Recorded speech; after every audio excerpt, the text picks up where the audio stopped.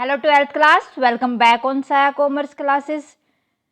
Twelfth class में आपके सामने फिर हाजिर हूँ इकोनॉमिक्स की एक और नई वीडियो के साथ। जैसा कि आपको पता है, इकोनॉमिक्स में हमने लास्ट क्लास में स्टार्ट किया था chapter number 3 money and banking. Student, money and banking के अंदर हमने इसके बेसिक कंसेप्ट को समझ लिया था। मनी क्या होता है, बार्टर सिस्टम क्या था and supply of money. Hope आपको ये वाला टॉपिक अच्छे से क्लियर होगा। आज हम स्टार्ट करने जा रहे हैं बैंकिंग के बारे में। मीन्स कॉमर्शियल बैंक क्या होता है और सेंट्रल बैंक क्या होता है, दोनों के फंक्शंस को आज की क्लास में हम डिस्कस करेंगे। So let's start with commercial bank.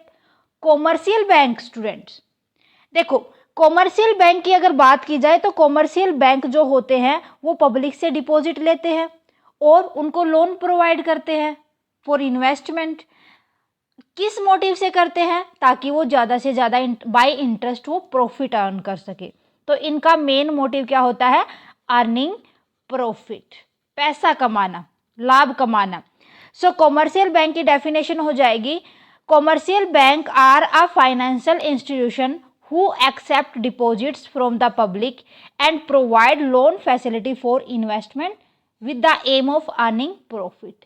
इनका मेन एम यही होता है कि वो ज़्यादा से ज़्यादा प्रॉफिट कमाए। ओके, सो कॉमर्शियल बैंक के फंक्शंस की अगर हम बात करें तो प्राइमरी फंक्शन के अंदर फर्स्ट आ जाएगा एक्सेप्टिंग डिपॉजिट। कि भाई हमने इसके मीनिंग के अंदर पढ़ा था कि जो कॉमर्शियल बैंक होते हैं वो फाइनेंशियल इंस्टीट्यूट होती है जो पब्लिक से डिपॉजिट को एक्सेप्ट करती है ना। पब्लिक जितना पैसा जमा करवाती है उसको एक्सेप्ट करती है। प्राइमरी फंक्शन ये हो जाएगा। सेकेंड फंक्शन हो जाएगा एडवांसिंग लोन। भाई जब किसी भी पीपल को पैसे की जरूरत होती है, बोरोइंग की जरूरत होती है, तो जितने भी कॉमर्शियल बैंक होते हैं वो लोन प्रोवाइड करते हैं पब्लिक को ताकि वो उनका पैसा इन्वेस्ट कर सके और उससे बाय इंटरेस्ट प्रॉफिट अर्न कर सकें। थर्ड है डिस्काउंटिंग बिल ऑफ एक्सचेंज। देखो डिस्काउंटिंग बिल ऑफ एक्सचेंज ये समझना है हमें। जब कोई भी पर्सन उधार में कोई भी चीज खरीदता है तो क्या होता है कि जिस टाइम पर उसने वो गुड्स खरीदी है तो सेलर बायर के नाम पर एक बिल बना देता है कि ऑन फ्यूचर एक टाइम सेट कर देगा कि विद इन दिस टाइम आपको मेरा पैसा वापस करना है। वो होता है बिल ऑफ एक्सचेंज। तो जो सेलर ने बायर के नाम पर बिल बनाया है, अगर सेलर को नीड है ऑन फ्यूचर पैसे की, लेकिन उसने ड्यू डेट या मैच्योरिटी डेट से पहले वो बायर से तो नहीं मांग सकता पैसे, तो क्या करेगा? वो उस बिल ऑफ एक्सचेंज को लेके बैंक में जाएगा और उसके ऊपर कोई भी डिस्काउंट या लोन ले लेगा। वो होता है discounting bill of exchange. Clear है प्राइमरी फंक्शन। इसके बाद आते हैं सेकेंडरी फंक्शन। सेकेंडरी फंक्शन में फर्स्ट होता है agency functions. Means agency function क्या होगा वो देखो कि यहाँ पर जितने भी कॉमर्शियल बैंक होते हैं फंड ट्रांसफर किया जाता है ना। कि जब हम फंड ट्रांसफर करने का मतलब क्या होता है, जो डिपॉजिट होती हैं उनको अगर दूसरे किसी भी बैंक को नीड होती तो ऐसे one bank to another bank वो ट्रांसफर होता रहता है ना। तो ट्रांसफर ऑफ फंड्स भी हो जाएगा कलेक्शन ऑफ फंड। पब्लिक की डिपॉजिट लेता है, पब्लिक की डिपॉजिट लेगा, दैट मीन वो फंड्स को कलेक्ट कर लेगा, उसके पास तो पैसा आएगा ही। ओके, फिर उसके बाद आता है purchase and sale of share and securities on behalf of the customer. भाई कस्टमर के बिहाफ में जितने भी कॉमर्शियल बैंक होते हैं वो शेयर्स को इशू करते हैं, सिक्योरिटीज को, शेयर डिबेंचर्स आ जाते हैं इनके अंदर, उनको इशू करते हैं या उनको परचेज करते हैं अनदर किसी इन्वेस्टर से। उसके बाद आता है collection of dividend and interest. भाई पैसा बाहर दिया है, डिविडेंड किन पे मिलेगा? शेयर्स पे, है ना। बैंक ने शेयर्स इशू किए, सेल आउट किए, तो उसके रिगार्डिंग वो उनसे क्या लेंगे? डिविडेंड लेंगे। अगर पैसा उधार दिया है, लोन प्रोवाइड किया है, तो इंटरेस्ट देना पड़ेगा भाई बैंक को, है ना। तो यहाँ पर डिविडेंड और इंटरेस्ट का कलेक्शन करते हैं commercial bank. Payment of bill and insurance premium on behalf of customer. जितने भी कॉमर्शियल बैंक होते हैं वो बिल्स की पेमेंट करते हैं और कस्टमर के बिहाफ में वो इंश्योरेंस प्रीमियम पे करते हैं। उसके बाद आता है acting as executor and trustee of will. भाई देखो हमने क्या किया, पैसा उधार लिया बैंक से, दैट मीन वो क्या करेंगे? एग्जीक्यूटर होंगे, कि ऑन फ्यूचर वो पैसा दे देंगे वापस। और अगर उनकी कोई भी विल होती है उसके लिए ट्रस्टी बनते हैं commercial bank. Acting as correspondent and representative of customer and provide letter of credit to the customer, कि जितने भी कॉमर्शियल बैंक होते हैं वो किसी भी कस्टमर के लिए रिप्रेजेंटेटिव होते हैं और कोरस्पोंडेंट होते हैं। इन दोनों पॉइंट को हमें अच्छे से समझना है कि जब कस्टमर को पैसे की नीड होगी तो बैंक से लेगा लोन, तो वो उसको कोरस्पोंडेंट होंगे और रिप्रेजेंट करके चलेंगे कि हमने कस्टमर को इतना पैसा दिया है और हम इतने इंटरेस्ट ले रहे हैं। अगर जितना भी पैसा उधार दिया, उन्होंने लोन दिया है, तो उसके लिए वो कस्टमर को एक लेटर ऑफ क्रेडिट प्रोवाइड करते हैं। ओके, लोन के रिगार्डिंग। ऐसे ही लोन नहीं देता बैंक भी, पूरी सिक्योरिटी लेता है आपसे। उसके बाद आते हैं journal utility function. Journal utility function के अंदर हमें ये देखना है कि जितने भी फॉरेन एक्सचेंज होते हैं उनको परचेज करना और सेल करना बाय कॉमर्शियल बैंक ही होता है। मीन्स जितना भी पैसा बाहर जमा करवाया जाता है, जितना भी फॉरेन के अंदर फंड जमा करवाया जाता है और ये अगर उनसे उधार लिया जाता है, ये सारा का सारा कॉमर्शियल बैंक के थ्रू ही होता है। सेकंड हो जाएगा issuance of travel cheque. Traveller cheque, traveller cheque का तो काम करेगा कैसे, क्योंकि हमने क्या किया है, फर्स्ट पॉइंट पढ़ो, परचेज और सेल ऑफ फॉरेन एक्सचेंजेज, तो किसके थ्रू होते हैं, वो कॉमर्शियल बैंक के थ्रू होते हैं। तो अगर कॉमर्शियल बैंक के थ्रू होते हैं तो उनके लिए क्या काम करेगा, ये एक इंश्योरेंस एक इशू कर देगा ट्रैवलर चेक, जो कि हेल्प करेगा किसमें, फॉरेन एक्सचेंज में।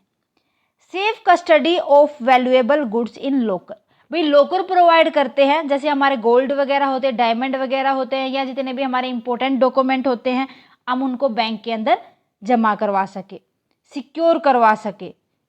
उसके बाद आता है अंडरराइटिंग ऑफ सिक्योरिटीज। सिक्योरिटीज को अंडरराइट करने का मतलब होता है कि जब जितना भी उनके पास कैपिटल होती है वो उनको सिक्योरिटीज या शेयर्स वगैरह के रूप में इशू कर देते हैं पब्लिक को, उसको मीन्स पार्ट्स में डिवाइड कर देते हैं। क्लियर है, सिक्योरिटीज को मीन्स इसके अंदर शेयर्स वगैरह आ जाते हैं, डिबेंचर वगैरह आ जाते हैं। ओके, सो ये थे इसके कॉमर्शियल बैंक के फंक्शन। होप आपको समझ आ गए होंगे।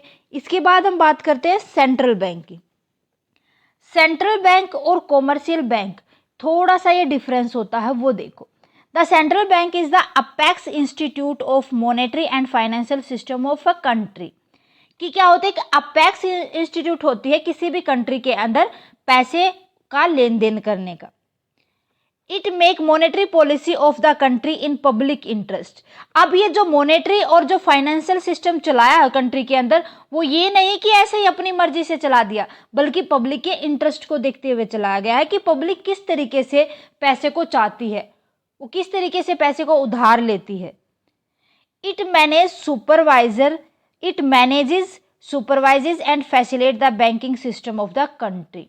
यहाँ पर जो लेन देन होता है वो बैंक टू बैंक होता है, यहाँ पर पब्लिक का इंटरफेयर नहीं होता कि जो पैसे डिपॉजिट होते हैं या उनको लोन प्रोवाइड किया जाता है वो डायरेक्ट पब्लिक को नहीं किया जाता, बल्कि किन को किया जाता है, बैंक टू बैंक प्रोसेस होती है ये।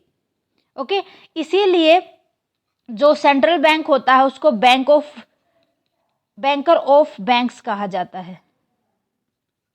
ठीक है, अब फंक्शंस की अगर हम बात करें तो सेंट्रल बैंक का फर्स्ट फंक्शन हो जाएगा bank of issue.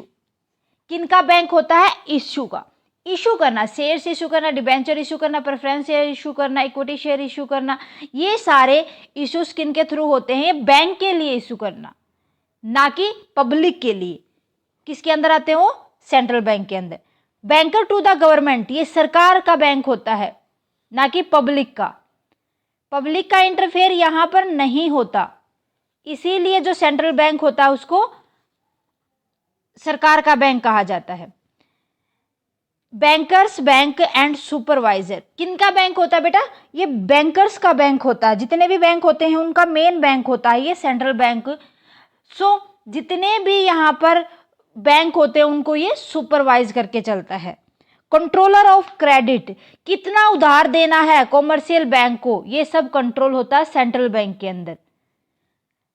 Leader of the last resort, किसका लीडर होता है ये, लास्ट रिजोर्ट की। देखो यहाँ पर हमने एक बात पढ़ी थी लास्ट जो कॉमर्शियल बैंक था उसके प्राइमरी फंक्शंस में कि discount bill of exchange, discounting करना किसके बिहाफ में दिया था, जितना पैसा उसका सेलर का बायर ने देना था उसके बिहाफ में, कि ये मान के कोई बात नहीं जब इसके पास आ जाएंगे तो ये बैंक को जमा कर देगा। तो इसी तरीके से यहाँ पर लेंडर होता है। अब इन सारी सिचुएशंस को कौन देखता है, central bank. Custodian of foreign exchange reserves, किन की कस्टडी लेता है ये, जितने भी फॉरेन एक्सचेंज रिजर्व होते हैं वो किसकी कस्टडी में होते हैं, सेंट्रल बैंक की, ना कि कॉमर्शियल बैंक। कॉमर्शियल बैंक खाली किसका काम करता है, ट्रैवलर का काम करता है, इससे ज़्यादा कुछ नहीं। क्लियर है, समझ आ गया आपको इसके फंक्शन। तो ये था हमारा आज का topic student, commercial bank and central bank. Hope आपको अच्छे से समझ आ गया होगा। ज़्यादा कुछ नहीं था, बस ये देखना है कि जो कॉमर्शियल बैंक होता है वो पब्लिक के साथ डील करता है, जो सेंट्रल बैंक होता है वो बैंक टू बैंक डील करता है, वो सीधा डायरेक्ट पब्लिक के साथ डील नहीं करता। हाँ, वो बनाया किसके थ्रू जाता है, पब्लिक इंटरेस्ट के थ्रू। ओके, सो फिर भी स्टूडेंट कोई डाउट आता है तो प्लीज़ मुझे साथ के साथ कमेंट करके बता दिया करो ताकि मैं आपके डाउट को क्लियर कर सकूँ। मिलते हैं नेक्स्ट क्लास में। आज की क्लास कैसी लगी प्लीज़ मुझे कमेंट करके बताएं। क्लास अच्छी लगे तो प्लीज़ लाइक और अदर स्टूडेंट के साथ ज़्यादा से ज़्यादा शेयर करें। अगर आप चैनल पर नए हैं तो फटाफट से साया कॉमर्स क्लासेस को सब्सक्राइब कर ले और बेल आइकन को दबा ले ताकि आने वाली क्लास की नोटिफिकेशन आपको मिल सके। Thank you very much student, bye bye and take care. मिलते हैं नेक्स्ट क्लास में।